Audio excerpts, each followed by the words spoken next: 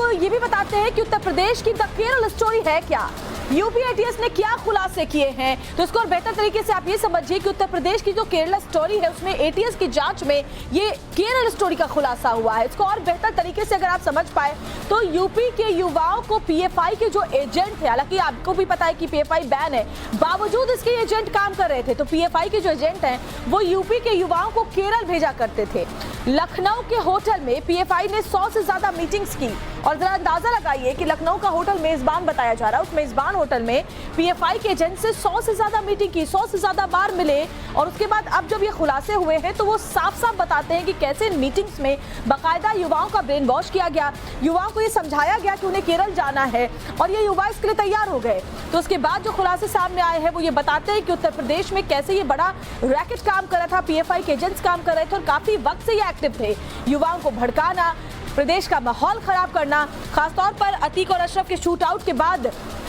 इसे मुस्लिम विरोधी बताना और उसके बाद इसके नाम पर पूरे उत्तर प्रदेश में माहौल को खराब करना, ये साजिश का हिस्सा था। लखनऊ के होटल में पॉपुलर फ्रंट ऑफ इंडिया ने 100 से ज्यादा मीटिंग्स की थी और गांव-गांव से ढूंढकर युवाओं को भड़काते थे, फिर केरल भेजते थे। केरल में यूपी के युवाओं को भड़काऊ ट्रेनिंग भी दी जाती थी। तो आपको और बेहतरीन तरीके से हम समझाएं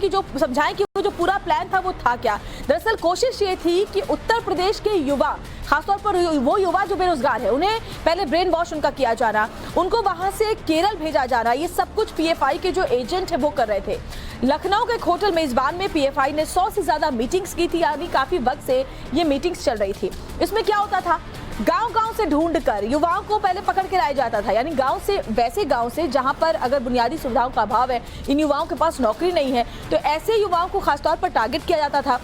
उसके बाद उनका ब्रेन वॉश किया जाता था, उनको भड़काया जाता था, इन मीटिंग्स में उन्हें शामिल किया जाता था और फिर इन युवाओं को केरल भेजना। केरल भेज करके क्या करना, केरल में यूपी के युवाओं को भड़काऊ ट्रेनिंग दी जाती, उनको भड़काऊ वीडियो दिए जाते, भड़काऊ साहित्य पढ़ाया जाता, उनका ब्रेन वॉश किया जाता और फिर इनको हथियार बनाने की ट्रेनिंग दी जाती। ग्रुप के यूट्यूब चैनल भी है और इस यूट्यूब चैनल से भी युवाओं के ब्रेन वॉश में मदद मिलती थी। 350 से ज्यादा सोशल मीडिया ग्रुप भी बनाए गए थे इसको लेकर के, यानी अंदाजा लगाइए कितनी बड़ी संख्या में जो एजेंट है वो इसमें काम कर रहे हैं। इसमें क्या होता था, उलेमाओं से धार्मिक उन्माद फैलाने वाले वीडियो बनवाते थे और इन्हीं वीडियोस को दिखा दिखा करके जो युवा हैं उनको बरगलाते थे। धार्मिक उन्माद फैलाने वाले जो वीडियो है उसको वायरल करना, युवाओं तक पहुंचाना, सोशल मीडिया ग्रुप पर एक्टिव होना, ये सब कुछ इस प्लान का अहम हिस्सा था। और इसमें कौन टारगेट था, टारगेट थे उत्तर प्रदेश के युवा, उत्तर प्रदेश का माहौल खराब करना और साथ ही उन्हें केरल भेज करके वहां हथियार बनाने की ट्रेनिंग देना। हमारे साथ देखिए विनोद मिश्रा हमारे जो संवाददाता है वो जुड़े हुए हैं, मनीष यादव हमारे संवाददाता वो भी लखनऊ से जुड़े हुए हैं, साथ ही हमारे साथ खास मेहमान भी जुड़े हुए हैं, विक्रम सिंह पूर्व डीजीपी हमारे साथ उत्तर प्रदेश से जुड़े हुए हैं। सबसे पहले विनोद आपसे ही समझने की कोशिश करूंगी, ये जो खुलासा हुआ है वो साफ साफ बताता है कि कैसे पीएफआई एक बहुत बड़ी साजिश रच रहा था, जिसको लेकर के 100 से ज्यादा मीटिंग्स भी हुई थी और जो खुलासे हुए हैं इसको लेकर ये जरा बताइए हमारे दर्शकों को। देखिए, आपको याद होगा कि जब उत्तर प्रदेश में खासतौर पर एनआरसी और सीए का विरोध हो रहा था और जो जिस तरीके का विरोध प्रदर्शन हुए थे, खासतौर पर दंगा जिस तरह से उत्तर प्रदेश में फैलाने की कोशिश की गई थी, उसके बाद से पीएफआई पर बहुत सारा एक्शन लिया गया, तमाम लोगों को डिटेन किया गया, गिरफ्तारियां हुई। उसके बाद एक तरह से स्लीपर सेल के तौर पर ये